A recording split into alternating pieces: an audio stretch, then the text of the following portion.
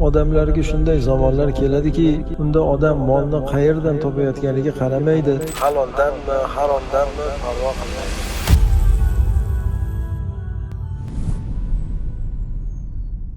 Bismillahirrohmanirrohim. Alhamdulillah va salatu vassalamu ala rasulillah. Abu Hurayra roziyallohu anhudan rivoyat qilinadi. Rasululloh sallallohu alayhi vasallam dedilar: odamlarga shunday zamonlar keladiki, unda odam molni qayerdan topayotganiga qaramaydi, haloldanmi, haromdanmi parvo qilmaydi. Imom Buxoriy rivoyati. Payg'ambar sallallohu alayhi vasallam zamonlar, holatlar o'zgarib ketishini, odamlar vijdonsiz, molparast, mol davlat to'plashda kim o'zlariga musobaqalashadigan bo'lib ketishini xabar berdilar. Shunday odamlar bo'ladiki, mol dunyoni qayerdan kelganiga qaramaydi. Halol yo'l bilanmi, halol tijorat, halol kasb hunar bilan topdimi yoki harom bilanmi unisi qiziqtirmaydi. Buni unga ahamiyati ham yo'q.